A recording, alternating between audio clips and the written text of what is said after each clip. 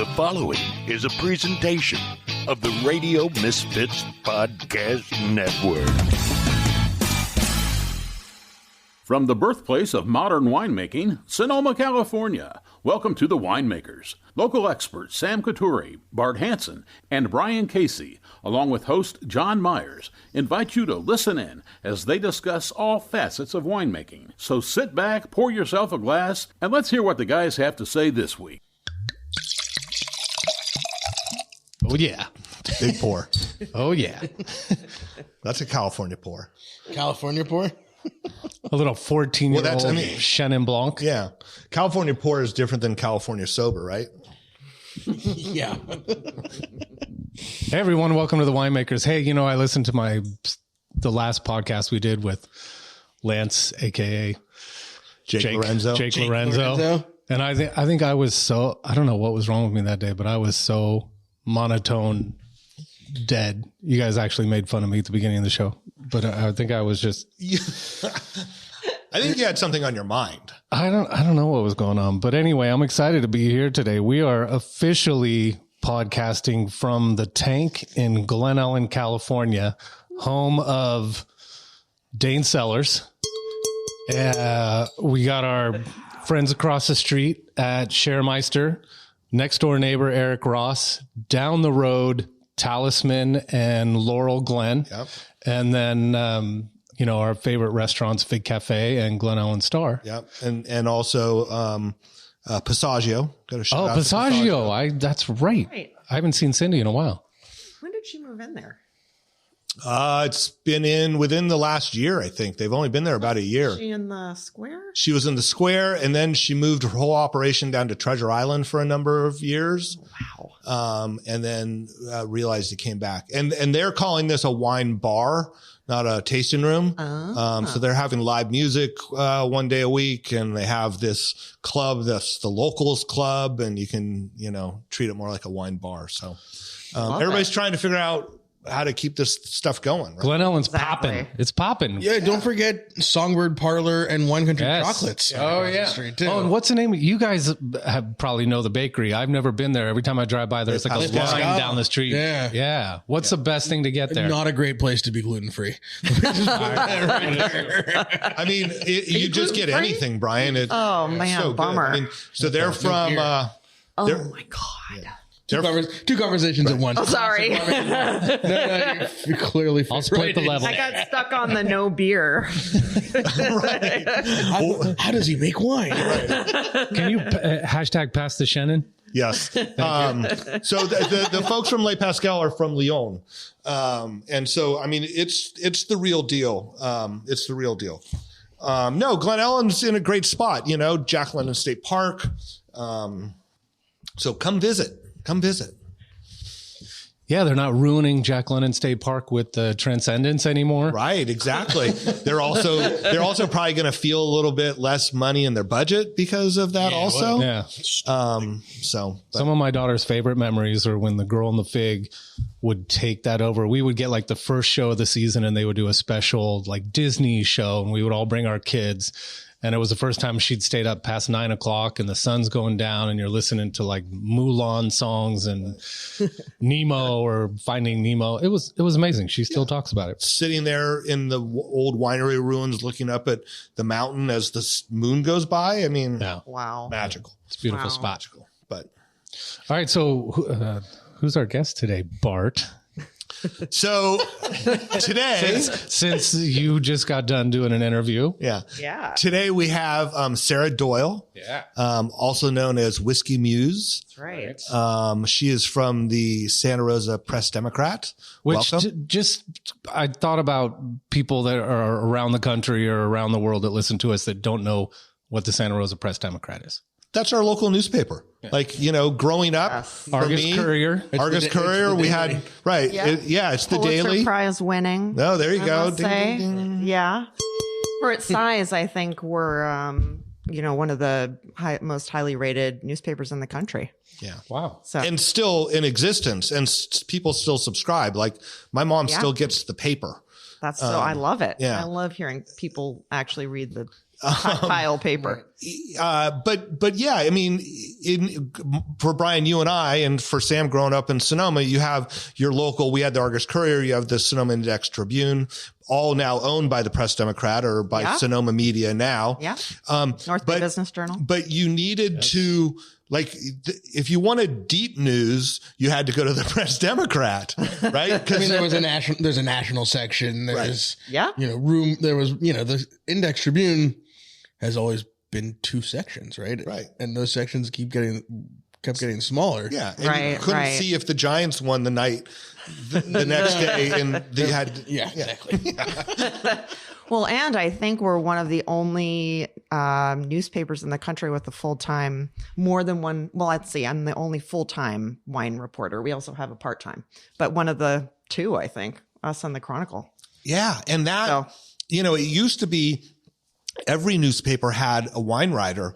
And for wineries, it was important to get the wine in front of those people. Right. And then things started to go into syndication. Yeah. Right. Yeah. And so then Dan Berger would write for a number of places. Yeah. But then it just all kind of went away, hasn't it? It really has. As far as newspapers. It's sad, but I don't take my job for granted for one second. I feel so blessed, and to be doing it in Sonoma County. It's just it truly is an incredible place to live and write about.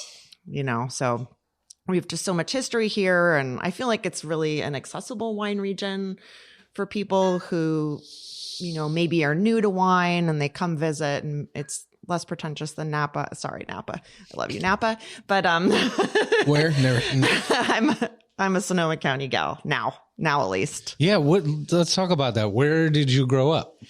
Born and raised in Santa Monica, and back when it was chill, and it's just me and the skaters and surfers back in the 70s and 80s, much less traffic. And then in high school, I got really into playing the clarinet, believe it or not, and ended up going to a music conservatory for college in Boston. So I went to New England Conservatory in Boston. And what was were you planning on playing in a symphony, an orchestra? Yeah. I wanted to play in an orchestra, and, until I realized there were only 2 clarinets in an orchestra and about 50 violins, that my chances of actually getting hired were very slim. I mean, you're always first or second clarinet, but then the opportunity for advancement, not so much. Yeah, exactly. So then I moved to New York City. Yeah. Because? My future ex-husband, he is a musician and wanted to move to New York. And I was like, why not? And I actually, in the back of my mind, I'd always wanted to go to culinary school. And so I went to culinary school in New York. And that started my writing career, actually. I started writing about food and doing recipe development for magazines and newspapers. And then I got introduced to whiskey, and that took me down a rabbit hole for sure. So what year was that? That was probably, I graduated culinary school probably in 2000. Yeah. So I lived in New York City until 2005. Yeah. And I got invited on this press trip to Scotland to learn about whiskey. And I'm like, I have no idea. I know nothing about Scotch. Why are you inviting me? And they're like, no, we want people who don't know anything about it because we feel like, they won't have any preconceived notions, et cetera. And I just absolutely fell in love with it. And the country, and wanted to know everything about it. And so that's how I became a whiskey writer. Okay. So wait a minute, but you asked me this earlier, and was that, I'm going to say, was wine or was whiskey on the table when you were growing up? Like, what did you grow up around? What were they consuming in the Doyle household? Right. Yeah. Well, it's funny. My mom was raised Jewish. So, that side of the family was like Manischewitz, basically. So my parents weren't. My wife just sent me a recipe for Manischewitz Jello shots that you can get ready for your Seder dinners everywhere. Woot, woot. I'll post it on Instagram in case you're interested. But like, you know, I don't have to add a lot of sugar. Just gonna say. The alcohol drinking really sort of skipped a generation because my dad's dad was into cocktails and wine, but really my parents weren't big drinkers, but we always loved food, and you know how that goes. So, you know, once you love food, then it's just a rabbit hole towards the beverages. But what was it about whiskey? What do you love about whiskey? Oh man, you know, there's so much history. Well, it's very much like wine, right? But I hadn't gotten into wine yet. And so I just loved how intertwined it was with the Scottish culture. And, you know, there's just this incredible feeling when you're in Scotland at a distillery and, you know, you're in the cellar. It's just exactly like wine now that I see in hindsight. But I just fell in love with the romance of it all and the history, because whiskey is aged, at least Scotch whiskey, you know, single malts are aged for incredible amounts of time. You know, at least back then it was a little bit different. Things are getting released earlier now. But, you know, the fact that you can have a whiskey that's as old as 43 years in one bottle, I loved it. And I loved the flavor. And I actually ended up moving to Islay and living on Islay where, yeah. Yeah. So I'm like, I want to be in whiskey. I met a man, you know how that goes. Wait, a Scottish man? I did. Okay. And he worked at a distillery. Sorry, Andy, I'm telling this part of the story. That's my husband now. He won't listen. Yeah. If it's anything like our spouses. Yeah, I met a Scotsman on one of my trips to Scotland. I went to Bruichladdich. They had a malt whiskey academy on Islay, this distillery. And you basically went, and it was a crash course in whiskey, and you participated in every part of the process, from, you know, the mashing to cutting peat in the bog to, you know, it was incredible. It was incredible. And Islay, I don't know if you know anything about it, but it's this remote island in the Western Hebrides that's just absolutely magical. It literally feels like another planet. I'm like, I want to live here. So I did. So I moved to Scotland there for a while. Because I'm thinking like you're talking about 2005, 2000. What year is this? Because I'm thinking you're just old enough to drink when you're doing this. No, I think I'm older than I look, probably. Okay. Well done. Scotch keeps you young. That's right. Take that World Health Organization. Exactly. And so what's like your parents or your friends and family say when you're just like, I'm going to up and move to Scotland? Oh boy. Well, you know, they've always been incredibly supportive. I come from a very creative family. My dad's an artist. You know, my mom is also an artist. And so they really just trusted that I would figure things out. You know, they were actually... maybe they weren't supportive, and I was just in my own bubble and I just couldn't hear anybody talking to me, which is very possible. Anyway. So yeah. But yeah, I really didn't care what people thought. I, wanted to do what I wanted to do. So good for you. Yeah. So that's now when you look back upon it, is it treasured memories of your life? Yeah, it's bittersweet for sure. I mean, it was definitely a really hard part of my life because I was just coming out of a divorce too, you know, and but it was just, you know, it really sort of set me off on this course, I think, towards enjoying alcoholic beverages and what they can bring, and, you know, especially the beauty of, you know, things like wine and Scotch. And so yeah, and then I started writing about whiskey.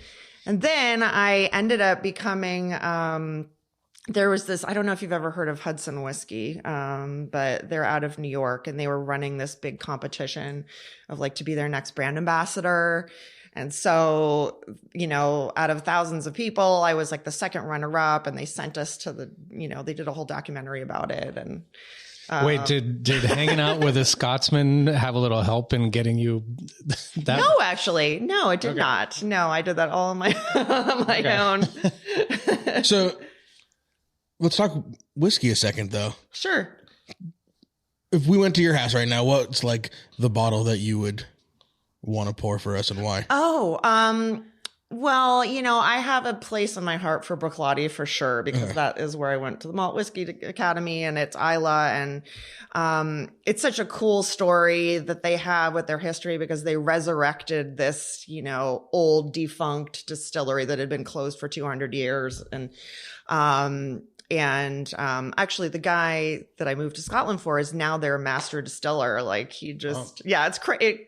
I met him when he was working in the shop, but now he's doing great things there. But they just, you know, they grow a lot of their own barley. They do everything there. They're very careful about the land, very similar to Sonoma County and the mindset of, you know, and now they're making it. They do an amazing gin as well, where they use all these foraged ingredients off the island. And it's anyway. So definitely Bruichladdich. They make a peated and a non-peated. I tend to like the peated just because it reminds me of Scotland. Sure. I mean, I thought that all Scotch was peated. How does it? How does it taste different one way or the other? So basically, it's very peated Scotch. Yeah, so it's very much like a wine region, right? Where grapes from different areas taste different. So Scotland's the same. So depending on where you are in the country, the taste is different. So if you're in the Highlands, they're like lighter and more floral. In the Lowlands, they've got a little more fruity characteristics. And on Islay,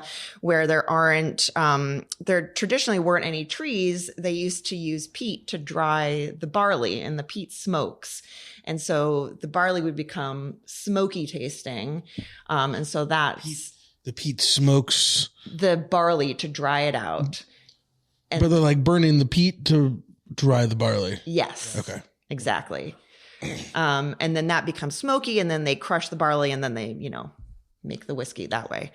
I mean, Islay is the whiskeys that come out of Islay are some of the most coveted there are, right? Yes, absolutely. I mean, that is the Grand Cru of Irish whiskey is what I've Scottish whiskey. Yeah, sorry, exactly. Is what I've been told. You just started a war. Just won't have any visitors. Oh yeah, exactly. Send Dane out to start your car from now on. And I know Steve Law's not listening, so I'm okay there. I mean, it's where Lafroig is, Bruichladdich, Lagavulin, you know, there are lots of Ardbeg is there, Kalila, And we'll put the spelling of these words in the show notes. Yes, definitely, because I had to learn how to pronounce them properly. Because I know those labels, but they're all in basically Gaelic words. Yeah. Although in Scotland they pronounce it Gaelic, which I didn't understand. Which is Scottish Gaelic and Irish Gaelic. I don't know why. Oh. Yeah. Another battle. Hard enough time with English. Anyway, I love talking about whiskey for sure. Second sort of parallel question. Would you recommend Bruichladdich for like the average wine drinker? If there was a wine drinker listening who hadn't gotten into Scotch or whiskey yet, how would you sort of send them down that path? Gosh, well, or would it be different if they're like a Pinot drinker versus a Zin or Cab drinker? Wow, this is a great question. Well, definitely the Pinot drinkers, I would send more to the Highlands. So that's, you know, a lot of any of the Glens like Glenlivet, you know, Glenmorangie, Glengarry, Glen Ross. Nice. I was just sitting right there. Right there. Been waiting 5 years. I've been waiting 22 years since I was in it in high school, right? You know, because if you tend to like more, wines with less tannins, for example, I would definitely do something a little bit lighter. But if you like those big, bold, robust wines, definitely some of the more peaty whiskeys from Islay for sure. I mean, the thing about Bruichladdich is they do a variety. So, they do have an unpeated whiskey, which I think is just called the Classic Laddie. Bruichladdich. That's right. It's all coming back to me now. I've been in the Scotch world for a little while. But some of the other ones like Ardbeg and, they do some more of the heavily peated ones. So people who like more robust wines for sure, I think would be good with that. Or like oak. Like if you lean into smoke, you probably lean into oak, I would assume. Yeah, exactly. And the other thing too, is there are different finishes that you can put the whiskey in. So, if you age it in a bourbon barrel versus a port. Thank you. A port barrel or something different, then it can affect the sherry. That's what I was thinking of. I've always wondered if that's just a bunch of marketing. No, it's really not. No. Because you just think that, over that amount of time, a barrel's just a barrel, and a barrel's just a barrel, an old barrel's just a barrel. But it really does leach out, and in the color too, you can see the sherry ones are definitely. Right. Well, think about the alcohol content too. Maybe that has something to do with it, kind of pulling it out a little bit more than wine would. Sure. Yeah. I don't know if that's true, but that's what I imagine. Yeah. And so, how do you feel about tequila? Oh, I love tequila. Okay. Well, I have to say I like mezcal better because of the smoke. Right. Now and that's what I was wondering. Yeah, I love mezcal. Any mezcal cocktail, I'm down. Yeah. That's my favorite for sure. Mezcal is like this resurrection or this focus on mezcal that's been going on. It's been really fun to kind of learn about. Yeah. Because I just remember in my early days, if you drank mezcal, it had a worm in the bottom and it just had that, it's going to make you lose. It had that deer, it had that deer on it, right? The big, it was, and it was just, it was just like, oh yes, I'll have another shot. But now, I mean, like stay away from open flame. Right. Yeah. Exactly. So. At Andreessen's, where were you drinking this mezcal? Yeah, or on Sonoma Mountain Road. Yeah.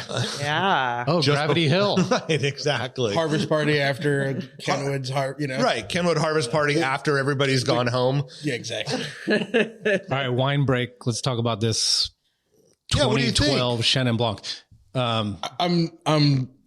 It's like at the perfect spot because there's the hint of sort of that nutty oxidation thing starting to happen, which is sort of like almost lifts up the freshness and the acidity still. Yeah. Totally digging, you get to drink 12-year-old Chenin Blanc very often. So yeah, definitely you got to go up there and you got to trade it for some Monterey. Yeah. I told him he asked for if I had a bottle of Chenin for his tasting. And I said, actually, if you give me a little time, I have a few different vintages that would be kind of fun. So I guess we're talking Patrick Cappiello and his, Crusade. Yeah. Have you guys had him on?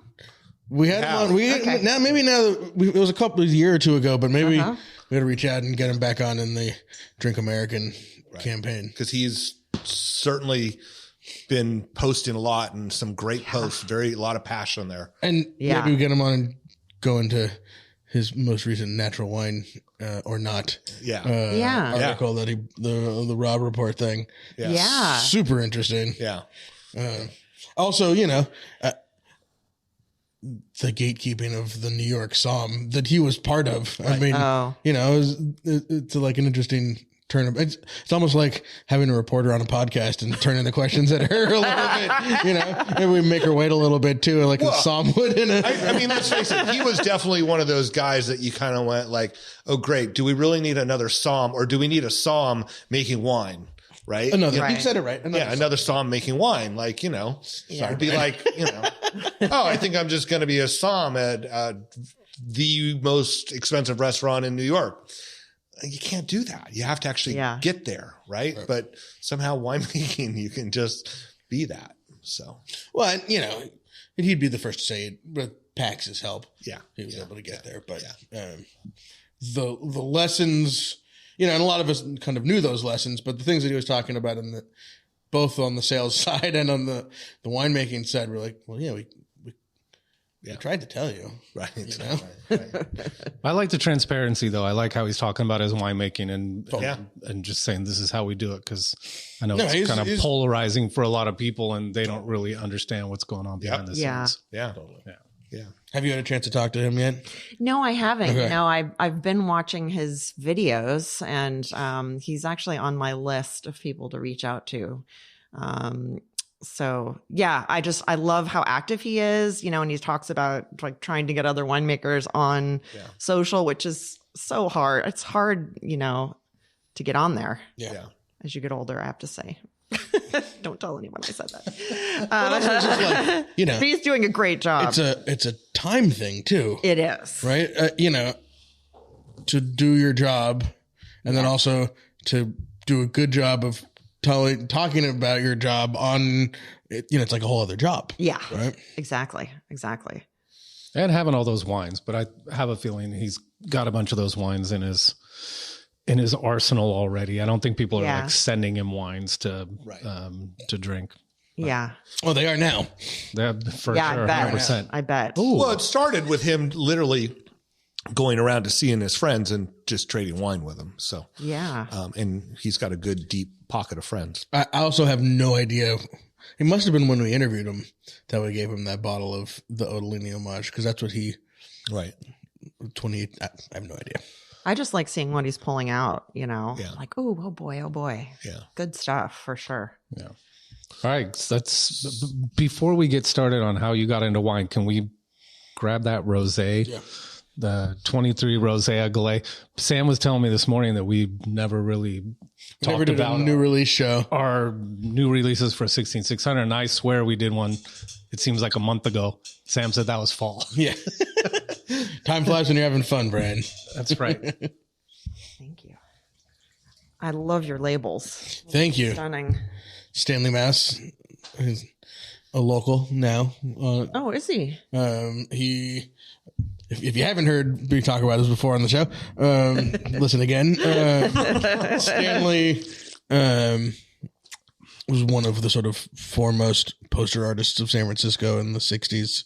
All kinds of Grateful Dead posters, album covers, Journey, Steve Miller Boston. Band. Oh, yeah, for sure. If you think about those labels, you can and look at this label. Yes. There's no connection whatsoever. But if you look on the back and you see his drawing and the font. The font is actually the Steve Miller Band Book of Dreams. Oh my God.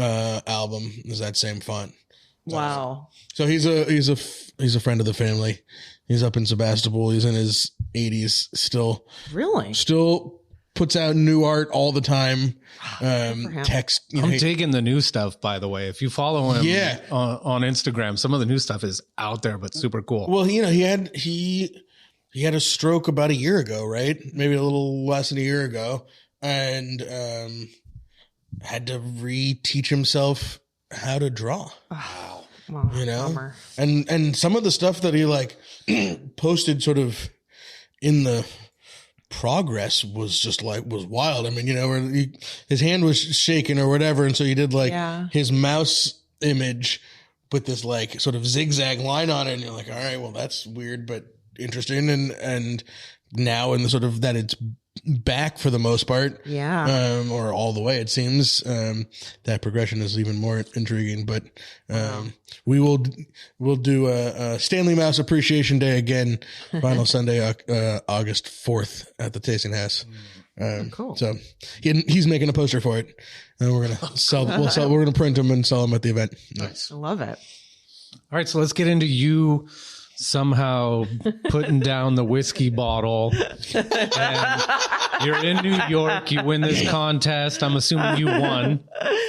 Well, no, I actually I was kind of jumping all over. I had, let's see. So once I came back from Scotland, I ended up moving to the Central Coast to San Luis Obispo, because my dad lived there, and it was supposed to just sort of be a temporary stay until I figure out what I wanted to do. And I was freelance writing at the time. And my friend took me into Tablas Creek Winery he was a wine club member. We all love Tablas. And I was like, wow, this would be kind of be a cool part-time job, to supplement my writing income. And as working in the tasting room. Yeah, working in the tasting room. And as it turned out, they were looking to hire a tasting room person. And long story short, I got the job. Oh. And that was the beginning of it all. So, just completely fell in love with Rhone varietals to this day. They're still some of my absolute favorites. Nice hospice to Rhone hat there. Welcome. Yeah, you're in good company. Yeah. You're in the right place. You're in good company. And so I always say that it was really the Mourvedre. It was the most intriguing varietal that I'd ever had. There's some like through lines there with the flavor profile of Mourvedre and Scotch, I think. Oh, sort of like, wow. Here we go. I love this. You got our attention. Structure, the smokiness. It's like it's about savory flavors and aromatics, not sweetness. Absolutely. Yeah. Yeah, I could pulling totally this one off, see that. Landed the fucking plane. Came in smooth. I love it. I'm giving it to you, man. That's Smoother than a landed at Santa Rosa Airport. And so I started working in the tasting room. What year is this? Okay. Let's see. Generally, no one's going to fact check you. This is a podcast. It's not a newspaper. 2007, I want to say. okay. And I was like, wow, this is awesome. And then, because of my writing background, I got into wine marketing, right? Because it was like an easy transition. They were like, oh, can you write this? Can you do these tasting notes? But, I went to culinary school and I'm like, I really want to get in the cellar, because to me, it was like cooking is making wine. So I ended up chefs who only cook once a year. Right. Exactly. One of the finest chefs one big dinner in the world. Yep. Yeah. It's all mise en place through the whole year until that 6 weeks. So I ended up doing my first harvest at Niner Wine Estates and just totally loved it. And then I ended up doing 2 more harvests. And so that first harvest, Niner was not a huge winery. So was it everything from clean the drains to, Yep, pretty much. Yeah. Pretty much everything under the sun. Yeah. And in the cellar. Anything in the vineyard, samples and stuff like that, or once they bring the fruit in, I would measure the bricks of the juice and, additions and pump overs and push. Was there something that happened that first harvest that like you'll never forget, like someone driving a forklift through a tank or, dropping fruit on the ground, anything like that? Well, do I have to tell this story? You do now. I think if I remember, I'm not exactly sure exactly what happened, but I think somehow I facilitated attaching the wrong hose to the wrong tank. All right. Yeah. So that's funny. I don't remember Niner ever making a Sauvignon Blanc rosé. The Sarah blend, right? Yeah. Something along those lines where I was pretty mortified and when in the way the little handles go and it's complicated. As a newbie, you're still anyway. Well, there should have been someone there supervising. Yes, there should have. There was somebody who said, "Go do that thing over there." Yeah, that's usually go there. That thing. Everyone's busy, Okay, so what did you end up making with your little mistake? I think actually in the end they ended up catching it in time, and they somehow were able to fix quote unquote fix it, because I don't. You just move a couple of stickers around.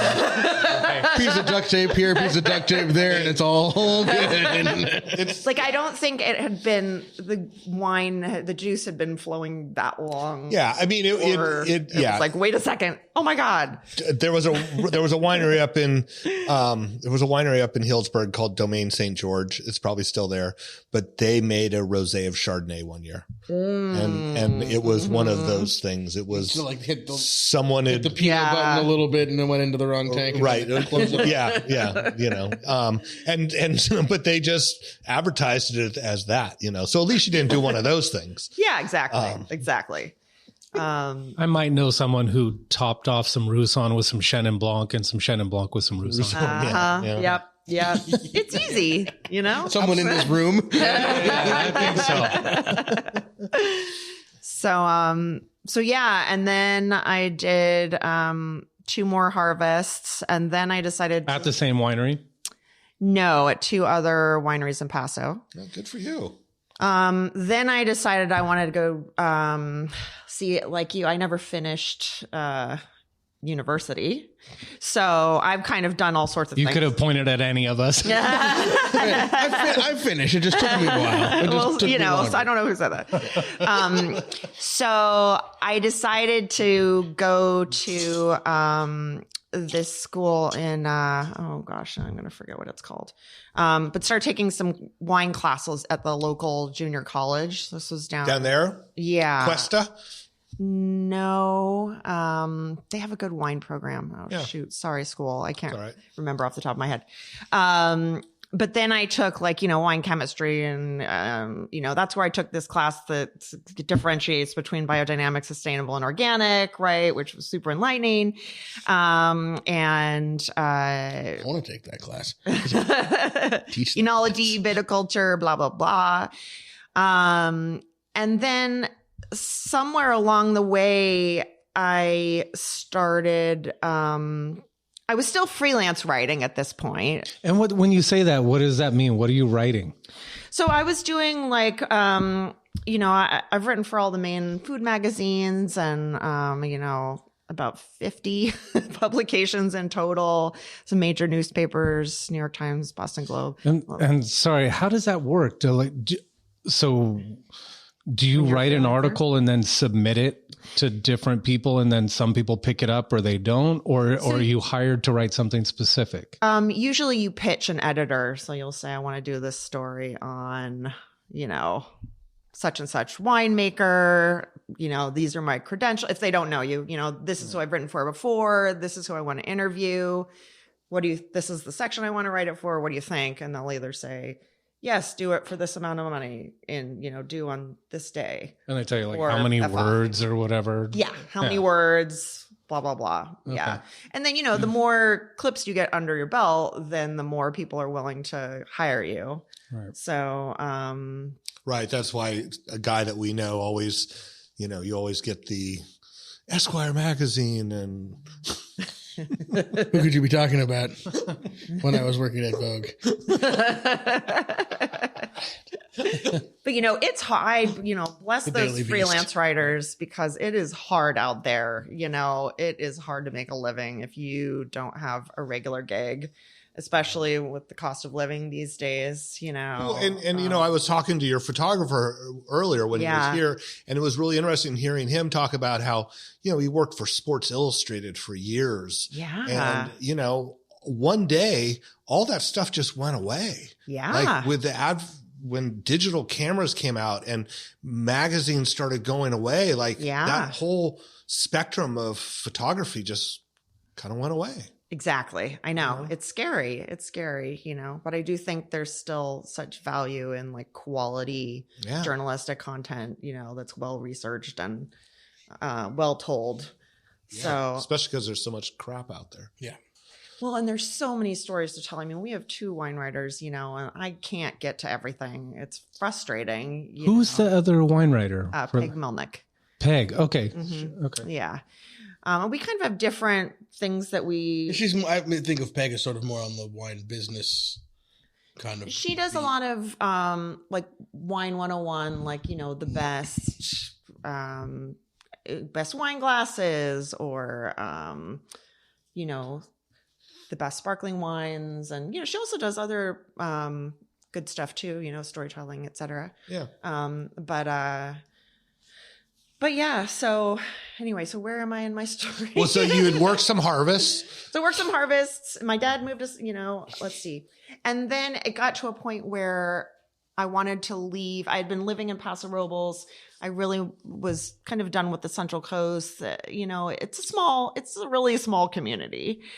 And I was single back then, and I'd lived in New York. I grew up in LA. I just wanted a little bit more going on. And my friend William from Two Shepherds lived up here.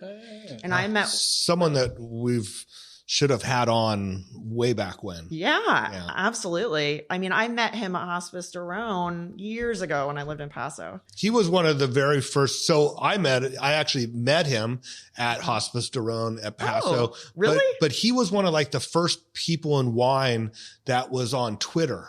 Yes, exactly. And he was very active on Twitter. That's how I met him. Yep. Yeah. Yeah. Exactly. And he's still doing it. Good for him. I know. Yeah. It's amazing. I was just at him and Karen's house the other day. They got 2 new little baby kuni pigs to add to their farm. Actually, they were saying, just to make a little detour here, they were surprised that more people weren't using these pigs because I guess they're less apt to eat the buds off the vines. So they're putting get up that high probably. Yeah, maybe. Sheep and goats, and they're all right. Hansel's got some pigs that they run through. Those are for the forest, though. Right. It sounds like you're talking about like cover crop kind of stuff. Yeah, cover crop. It's remarkable. Huh. Yeah. Should check out the video. All right, we need to get him on. We need to get him on for sure. What do you call them? Kuni pigs? Kuni. Kuni pigs. Yeah. Right. So anyway, he was like, you know what? You should move up to Sonoma County or close to San Francisco. There's more going on here. And I'm like, well, okay, why not? I didn't have anything holding me in Paso at that point. So I moved up here in 2012, got a job doing marketing at a wine bar in Guerneville that's no longer there, called Whitetail Wine Bar. It was there for just a flash. And then worked various jobs. I did a couple detours. I worked, I tried getting away from wine for a second. I worked at Redwood Credit Union, which is a great company, by the way. Totally agreed. Thank you. This segment brought to you by Redwood Credit Union. Yes, but once I started falling asleep in meetings because it was so boring, I'm just not a finance person. The interest rate has dropped 0.1% this month. I was like, this is not good. This is not me. That's awesome. Then you really are one of us. Well, it was so embarrassing, because they're such lovely people. And I'm just like, it's just so dry for me, All bank meetings should come with scotch. So after that happened about 3 times, I ended up getting a job at Jackson Family Wines, actually, and work in their communications department. Work for a small company to start out with. Sure, their communications department is... That's a whole wing. Winery staff. Oh my God. But it was, it was a really great way to learn about so many wineries in Sonoma County. It was great education, and I met some really great people. And, but I just really wanted to expand the horizon of what I cover. And I just missed writing about, all different kinds of things. I was doing a lot of corporate content work there, which again, I wanted to use more of my nerdy wine brain to, There was probably some meetings you could have fallen asleep in there also. So I decided to go back on my own. And this was January of 2022. And within a month, I saw Heather Irwin at the dog park. And she said, I think we're wanting to expand our wine section. Do you want me to connect you with our then executive editor? Long story short, I got the job. So and Heather what kind of dog? Wait, what kind of dog do you have? I have 3 wiener dogs. Okay, all right. That was not a tough. That's a tough call. I didn't know. Very cute. Another low to the ground animal. Sophie, Chester, and Minnie. They'd be good in vineyards too. They're not going to break any buds. Shout out to Heather because Heather's a restaurant writer, but also very big in, is it Sonoma SOS? No, what is Sonoma Family Meal? Sonoma Family Meal. Yes. Yes. Which is an organization that does some very important work. Yes, exactly. I'm not sure if she's continuing to work with them, but yeah, she's done amazing work. Yeah. And I'm very indebted to her for sure. But yeah, since then it's been an absolute whirlwind. There's just not enough time in the day and not enough columns to fill. Okay, now you totally piqued my interest. So you get the job. Get the job. Not that you weren't interesting before, by the way. Just want to let you know. I'm totally curious about. So you get a job. What do they tell you? You need to do like an article a month, or you need to what exactly do they say? How do you know you're going to make your boss happy? Well, we have, different columns. So the wine and feast section comes out on Wednesdays. Okay. And so there's a wine feature. We do a wine profile. That's where Bart is going to go in our wine profile section, which is a wine personality profile or some sort of news related thing. Mm-hmm. And then we also have a Sunday life section. So I cover wine, but for that, I also get to do beer and spirits. So that's how I get to stay on your fermented grain alcohol. Yes, exactly. Or cider, anything like that. So I write a lot about cocktails and, there's so much going on. That's what I'm wondering. How do you decide what's going to, and tell me how many articles do you have to write a week or a month or just minimum?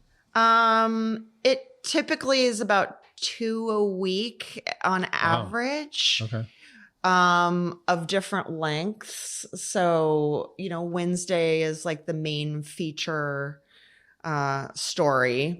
So that's something broader that sort of affects all of Sonoma County, the whole Sonoma County wine industry, or, it's a bigger idea. And then, the other ones are every other week. So it kind of varies, but, they're usually really supportive of what we want to cover. Sometimes there are things that we have to cover that are just important news related items that are happening. So I get pulled into that, where they say, we know something's going on, go find out what the details are. It's usually me saying, I know something's going on. Someone should cover this. Yeah. We also have Jeff Quackenbush at the North Bay Business Journal. Great name, by the way. It is a great name. Yeah. He does a lot of wine business. Bill Swindell used to do a lot of wine business before he moved down to LA. So a lot of that has fallen to Jeff. So if there's some sort of, big winery purchase or deal or something legal happening or anything business related, Jeff usually does that. Or the feds investigating a bunch of yeah. Can we talk about that? Because I don't know.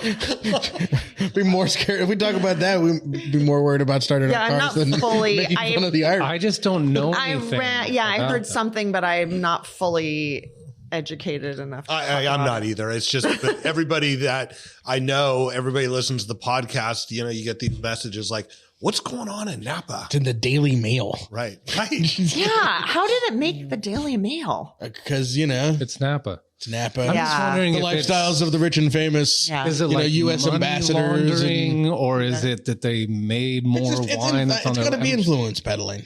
That's what it's about. Yeah. I mean, it's all about, who can build what and have, Napa's so tightly regulated, and not that Sonoma isn't, it just, maybe we're big enough and spread out enough and lower profile enough to get away with things, but it's so tight, how many guests you're allowed on property a day and and cutting down trees. All these things that, if you have a, county supervisor or two in your pocket, you can, push those boundaries a little bit. I mean, that's, again, I'm saying that purely from not off the record. This is your record this time. It's my speculation. There's a county supervisor in the middle of all of it. Right. So, because usually if the feds get involved, they kind of smell money, right? Right. It's that's when it's influence peddling. It's corruption. Yeah. Yeah. Huh. Okay, so we'll just see where it goes. Who knows? You haven't been put in charge of that story. I'm assuming. No. I do tend to stay. We actually have expanded. You probably don't want to be in charge of it. We actually have done some expansion into Napa because, the Napa Valley Register got rid of their wine team. So we snagged Sasha Paulson for ourselves. Why would they do that? Money, I think. I think they're just trying to outsource, use freelancers, et cetera. I think it all comes down to money in the end. Social media influencers. I don't know. I'm not really sure who's writing for them, but I do know that there's a guy we've talked to, Tony something. I think we've talked to a couple times, but I think he might be a freelancer. Okay, who writes for them? Not Tony Poehler. I'm just wondering. So is it that? Yeah. That most of those big wineries too probably have their own marketing teams. So maybe they kind of put out stories. No one has to really come and investigate. They kind of put out their not just about who's not getting read enough, right? I think it has to do with the Napa Valley Register. Just it doesn't. I'm not sure who owns them now, but I know they're not local. And so I think it really does come down to financing at the end of the day. Yeah. So the Press Democrat has really tried to, expand into that market because, we've got people who know wine, business, et cetera. So we've started delivering over there, and we have a person who covers some freelancers we work with that do Napa wine. And but I'm staying over here in good old Sonoma County for now. And they go on TV shows. Tor Kenward is on the Kelly Clarkson show today. And what's up with that? Good for him. I've always wanted to know how product placement works because I love person who's been on our podcast and the Kelly Clarkson show. Let's just put it right. That's a true statement. That's a true statement. That was just bizarre to see. Good for him. If Kelly Clarkson called Sam and said, "Come on my show," I assume Sam would probably go on there. I'd say, "Who are you really, and why are you pranking me?" Exactly. No, I'm not going to say that. All right. So what do you like to write about? Gosh, this is really interesting, right? Because of course I love wine. I love writing about it, but it's really the people that I've found. I just love hearing their stories. And that's something that I didn't anticipated that I would embrace so much. Everyone has such an interesting story and how they got into wine. And I really, really work hard to tell the story that really shows the true personality of the person that I'm writing about and bring that to life. So that's just a joy for me. I think one of my most enjoyable pieces that I've written so far was the story I did on, Rod Berglund from Joseph Swan. What an interesting, cool guy, and an interesting story. And, I got to write about the history of Sonoma County, which is another thing I love doing. And old vines. I love writing about old vines. So, and the importance of preserving them. That's really been enjoyable. And so what percentage of stories do they tell you or you pick for yourself? Oh gosh. Maybe it sort of depends on what's happening because there are a lot of events going on that I'm asked to cover, write something about Garage East, which is fun, or Healdsburg Wine Fest, et cetera. So sometimes that sort of shifts some of my ideas around the calendar. Yeah. Calendars become important at that point. Yes, exactly. And writing about certain things at certain times, we've also done, put effort into, covering diversity and especially in February, and not that it's important all year round. Yeah. A lot of it's sort of dictated on what's going on, but I would say probably 75% of what I want to do. I would say, primarily.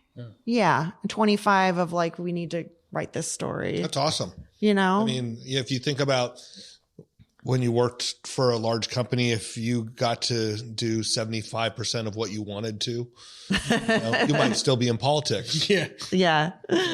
Yeah. Sorry, Jim, no. Actually, definitely not. It's, the hardest part is, and this is just, not being a freelancer, is not being able to write everything that I want to write. And that is, it's a balance, right? Because I don't work for myself. Not being able to write about it because it's just not what they want to hear, or because it's maybe controversial. Is there a lean? There's from no controversy in wine. I'm wondering, is the Press Democrat, do they want stories that kind of are a little bit controversial, or do they want to stay away from that and just keep everyone happy? They're not a sponsor, by the way. We have no sponsors. Well, I think they really want to tell the truth. If something's controversial, we'll tell it, but we just want to reveal what's going on. That's important. Yeah. I don't think we shy away from things. But I mean, I have a kind of a thought on that.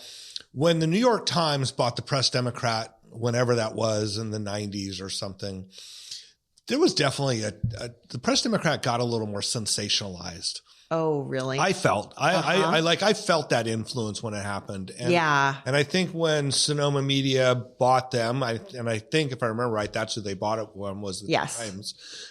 It definitely became, a little more locally focused. I mean, I think the current ownership has done that. And hey, we still have all these local newspapers that, now you can find cross articles, but there's a Petaluma paper, there's a Sonoma paper. Yeah. I think that's important. I mean, I do think the one difference between the coverage that the Chronicle does and that we do is that we are responsible for covering more local, smaller stories, where I think they can go bigger more of the time, where oftentimes we're pulled into, little dramas that are happening locally. So, for better or worse. What kind of dramas are going on? Where's the drama? Give us the scoop. Local news, little news. Yes. Yeah. Who do you hear? Do you have friends that are in the wine industry that you hear kind of rumors from, and then you kind of got to do the work and dig it out and not mention their names? Correct. Yeah. Yeah, I do. Yeah. And stop asking, Brian. I don't remember if I said it to you, Sarah, but I know I've said to people before, do you want to come on the show and we'll change your voice and you can be the unknown reporter, let's get down and dirty on it. Spill the beans with through the auto tuner or something. And then we just make shit up and say it. But I mean, to me, as you guys, podcast and not a newspaper, thank God. But I'm sure you guys can agree, right? It's all about who you know and your community, and listening to people. And I mean, I really am curious. I'm just going to ask you guys a question, because I'm never on this side. It was inevitable. But what are the kinds of stories that you guys want to read in the Press Democrat, wine stories? They're speechless. For sure. They're speechless.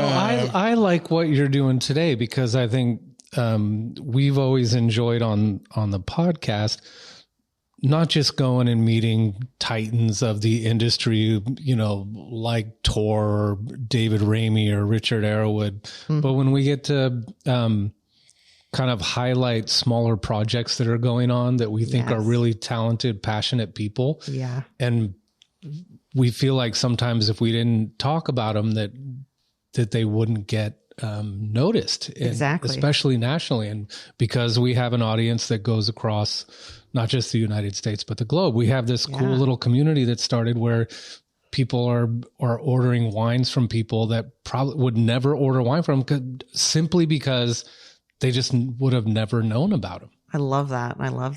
And I think that's what drives us, is that ability, and it's so cool when, for all of what social media is, there's something really cool about when you see one of our listeners pops a bottle from someone that had been on the show. Yeah. And that we didn't make that happen because they decided to buy the wine, but at least we were able to share their story and maybe motivated them to give the chance to spend, a couple $100 and order some wine from somebody. Yeah. Exactly. That's a commitment, and if someone takes our recommendation or our at least introduction, it's pretty cool. Absolutely. You feel like you're giving back to your industry a little bit. Right? Absolutely. And then getting the history, like with Ren Harris. I mean, like when you're getting the history of someone who's done 40, 50 harvests, you want to get that down somehow of the stories of how that all happened. Right. I mean, Rod Berglund, that great story. And, he's seen a lot.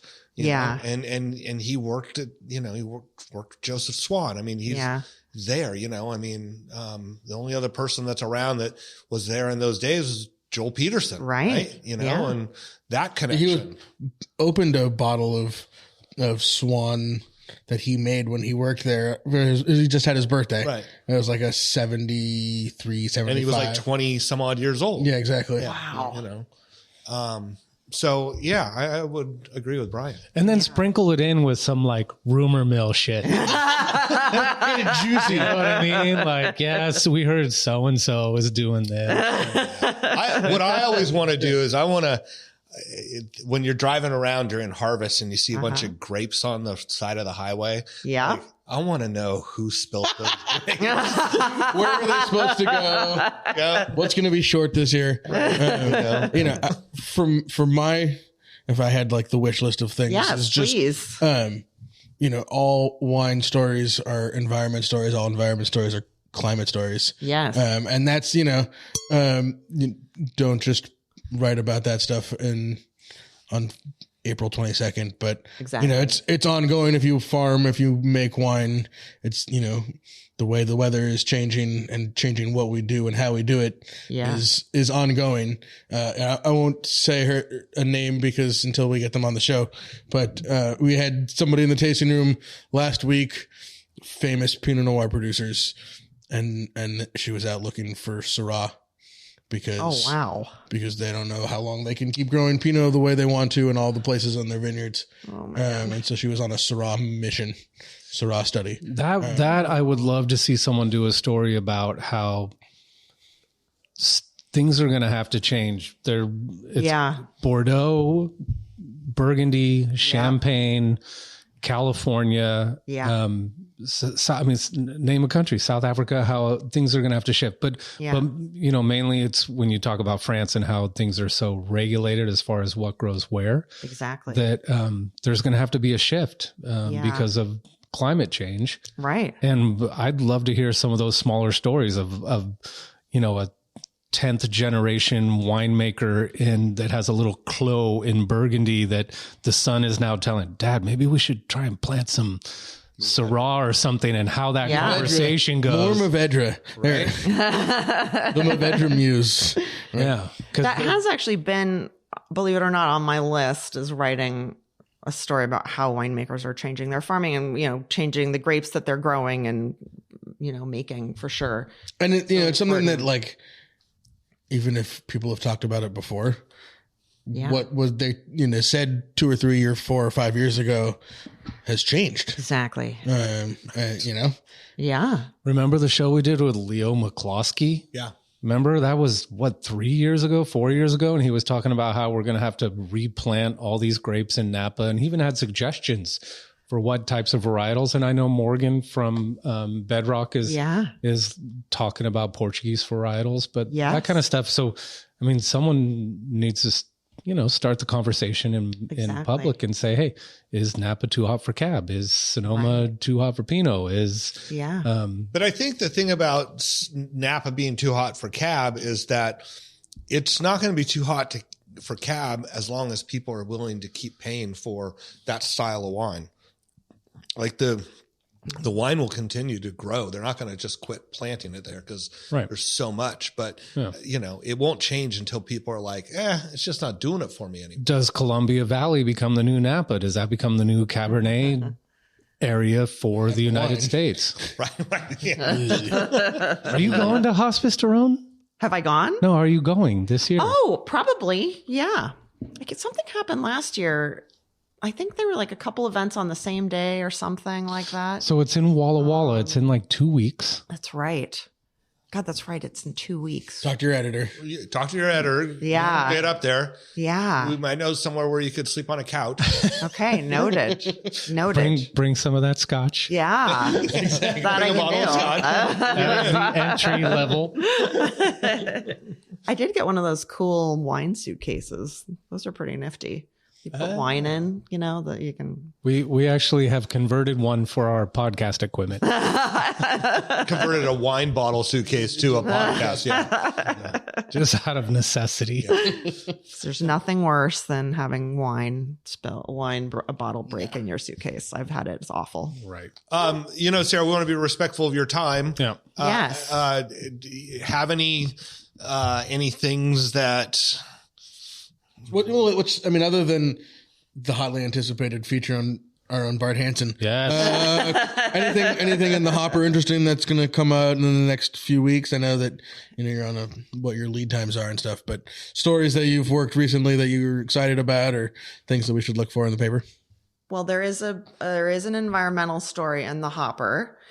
So keep your eyes peeled on that. And my list is just endless of things that are, it's hard to keep track of everything. I'm trying to think back at my calendar right now. That we keep providing enough stories as Sonoma County wine. There's enough to write about.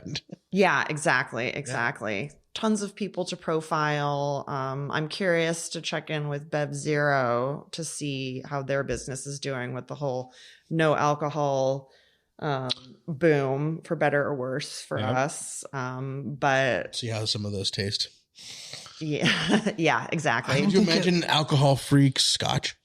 No, and I tried it. But it's a growing market, and she stopped stocking. Yeah. I've tried it. Well, I played around with a lot of those zero spirits working at the Fairmont, and the problem was weight. Because you didn't have sugar, you didn't have weight, so you had to use like agave or simple syrup or bitters, and somehow to, especially if you put it over ice. Anyway, I think the whole non-alcoholic thing is intriguing, as is the lower carb wine. We had some of our wine club members in just last week that were talking about how they were drinking these low carb wines, and I didn't even know what that meant. I don't think it. Honestly, I'm not sure it means anything. There's so many trends that come and go, right? That just come and go. And I think being healthy is something that's very important. Just being conscientious for sure is very important. Yeah. I don't know how long the no alcohol trend in wine is going to last personally. I mean, our friend Ian and his wife. Oh yeah, Ian Blessing. All the bitter. Carly. Definitely Carly. They have a non-alcoholic bitters company. Oh yeah! Shout out All the Bitter. They're killing all the it. bitter. Yeah, and we've always said that we need to get him on the show, but he's in Chico. So isn't Flora Luna? Do you know them? I don't. Out of Petaluma, she does non-alcoholic bitters too. But to watch him go through the process and and learning and they're having success, it seems. What's All the bitters. We can connect you with them. All the bitter. Yeah. Ian Blessing. Very cool. And there's a local angle there. He was, they both worked in Sonoma restaurants and Napa restaurants. So the French Laundry, little French Laundry connection. Right. So exactly. And he was like the wine director at these places. Oh, very cool. And then, dealt with, who's drinking and didn't want to drink anymore, and they came up with this brand. So it's a cool story. Very cool. Very cool. But one more thing, this big story yesterday that dropped was the winner of the North Coast Wine Challenge. Oh yes, which was Milo Cholikov from Trentadue. So that was really exciting. That was our first Italian red blend ever to win the competition. So there's a cool Italian story. varietal red blend. Yes. Sorry. Italian varietal red blend. Yes. So that was fun. It was fun to hear his story. Really talk about an interesting story. Wow. Yeah. Yeah. I mean, he's been at it for a long time. Yeah, exactly. It was actually the Future Farmers of America that brought him to the U.S., believe it or not. Wow. Huh. When he was in college, it was an exchange program. Yeah, we know Bart and I know FFA from Petaluma. Yeah. Yeah. But I didn't know they did international. I thought that was interesting. I didn't either. Yeah. Huh. Yeah. There's just so much going on out there. There's the whole legalization of cannabis. There's the non-alcoholic spirits and wine. There's the natural wine movement. There's a possibility of psilocybin being introduced as well. All of the White Claw Truly High Noon introductions into the market. Like it's endless, the amount of stories and how you can skew any of that information to give you any kind of result that you were looking for is insane. Right. Exactly. Any study on something not being successful, you have to actually look how it's being presented, right? Yeah.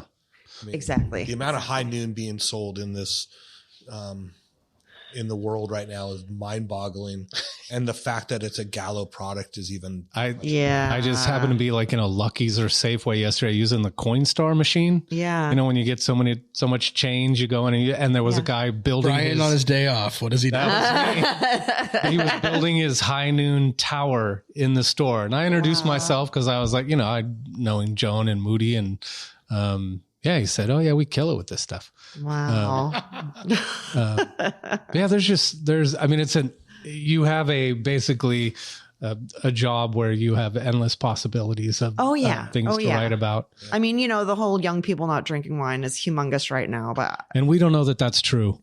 We are sort of questioning where these numbers are come from. Well, and someone pointed out to me recently that very young people, I mean, you know, 21, whatever, have never really historically drank a lot of wine anyway. Yeah. So it's not really news. I mean, when I was 20, we drank Sutter Home White Zin because I was with some guys that were older, and right. you know, wine was a total introduction. And my friends were always like, "Oh, you work at a winery? Are you a wine snob now?" Right? Like, they wanted nothing to do with it. Exactly. I drove a forklift at Kenwood. Right. Let's get this. So I think that's a really interesting point. You know So anyway, I don't want to give too many of my. Things away. But, what do we want subscribe from these? Subscribe to the Press Democrat. Yeah, log in, subscribe, pay your money, then you get to read the stories. Right. And let's start with Joe Biden forgiving some of this student debt so we can get these guys a little disposable income to spend. God damn it. I just got it. Campaign 2024 starts today. I just got an email last night that my student debt could be forgiven. And I'm like, God, wow. I don't think I have any student debt. I got that email too. I think that's called, I think that was spam. Yeah. All right. Sarah, awesome. Thank you so much. Thanks, guys. Thank you for taking the time today. We totally appreciate it. Absolutely. Yeah. And definitely, you guys have to come check out Dane Sellers' really cool new tasting room. This barrel. Right, exactly. I mean, honestly, when I first saw it from the outside, I was like, what? It was cool. It was really spiffy. Very much. Yeah. Pretty fun. It's a barrel. Yeah, great job on the sign. Looks dope. Yeah. Thanks. Yeah. Yeah. No, and then a little outdoor area. I was just thinking about the tank, but then Sam and I were sitting outside. I could totally see you hanging out there, open up a bottle of wine. And you need some music. Nice spot for some Chenin Blanc, I'll tell you what. Exactly. Anything we want to touch on before we get off? Moon Mountain District tasting. Moon Mountain District June tasting 1st. June 1st, Vinyl Sunday, June 2nd with Andy Kabeck DJing. We'll be at Hospice Tyrone in a couple of weeks. Yeah. There's still some events that are tickets available. I think just the grand tasting, right? I think I saw something about some tickets open for the grand tasting. Some grand tasting tickets. There's a couple of dinners. Bedrock's going to be there. We're going to hang out with Morgan a little bit. Yep. MJ will be there. Yep. Shout out to MJ on his new podcast, new kind of revamped podcast. Beats and Vines in Life. Yep. Yep. What else is going on? I've got a Mother's Day weekend, May 11th and 12th, we have the Glen Ellen Wine Trail, Art and Wine Festival. So those tickets will be available online. You can hit 6 wineries, the ones we mentioned earlier. Cool. And there'll be an artist there having some display. And come here, get Chenin Blanc, go across the street, get Chardonnay, right. Go down the street, get Pinot, then across the street for Cabernet. Correct. I mean, you can basically get every varietal. Rinse and repeat. Rinse and repeat and start the whole process. Yeah. Bart, if people want to come here, how do they, like you're a one-man operation, so they got to actually call you on your cell phone? Well, you can go onto the website, damesellers.com. You can make appointments there. Okay. You can just call me. There's only one phone number, one email. It all comes to me. And just let me know you want to come for a tasting. I'm here. And mainly weekends, or are you doing during the week? You know what? At this point, I know my wife's not listening. We're open 7 days a week. 24/7. 24/7. We are here to sell wine. Sorry, Jerry. Well, she's leaving at the same time, right? Exactly. We joked that, she said one day, she goes, well, I'd like you just to be open when I'm at work. And that's 4 o'clock in the morning until 2 in the afternoon. That's probably not going to work that well. Chenin Blanc You just see some Can people, I get that coveted 6 a.m. tasting slot? people rolling out of the Jack London Lodge and stopping in here. Sauv Blanc for breakfast. All right, you guys, thank you very much for listening. Subscribe to the Press Democrat, read Sarah's columns, and drink more red wine. Totally. And we got a great show lined up for next week, so we'll tease that a little bit. We do. We do. Yeah. We do? Yeah, we do. Yeah, we do. That's right. Yeah, we do. Oh, yeah, we do. All right, you guys, thanks for listening. Thanks, Sarah. Thank you. Appreciate Thanks, ya. guys. Great chatting. Cheers. Yeah.